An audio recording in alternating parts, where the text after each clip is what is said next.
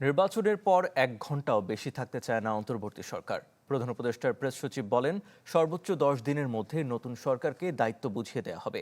সামাজিক যোগাযোগ মাধ্যমের গুজবে কান না দেওয়ার আহ্বানও জানান তিনি। আশরাফুল আলম আকাশের রিপোর্ট। ডিজাইন, এলিগেন্স, বিউটি, সেরা পণ্য সবার জন্য। জেভিকো।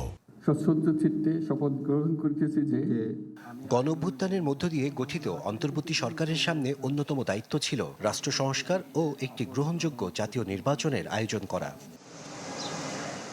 অবশেষে সেই নির্বাচন হতে বাকি আর দিন 10।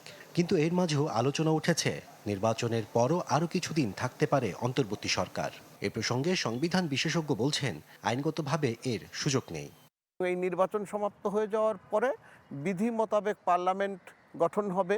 নতুন যারা পার্লামেন্টে সংখ্যাগরিষ্ঠতা অর্জন করবেন তারা তাদের সরকার গঠন করবেন। এটা একদম স্পষ্টভাবেই আমাদের সাংবিধানিক প্রক্রিয়ার মধ্যে সাংবিধানিক আইন হিসাবে বলে দেওয়া আছে।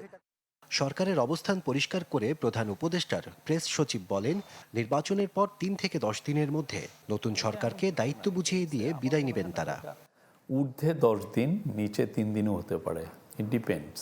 আমাদের কথা প্রথম থেকেই কিন্তু খুবই ক্লিয়ার যে এই গভর্নমেন্ট যখন ইলেকশন হবে, ইলেকশন করার পরে যারা ইলেকশনের পরে যারা ভিক্টরি যাদের হবে, যারা নতুন গভর্নমেন্ট ফর্ম করবেন, গভর্নমেন্ট ফর্ম করার সাথে সাথে আমাদের গভর্নমেন্টের টেন্যুর শেষ হবে। তিনি বলেন, অন্তর্বর্তী সরকার তার প্রতিশ্রুত সময়ের 1 ঘন্টা বেশিও থাকতে চায় না, তাই গুজবে কান না দেওয়ার আহ্বান তার। একটা ঘন্টাও যখনই কাজগুলো হয়ে যাবে, সাথে সাথে শপথ, সাথে সাথে হ্যান্ডওভার। আশরাফুল আলম আকাশ, চ্যানেল 24, ঢাকা।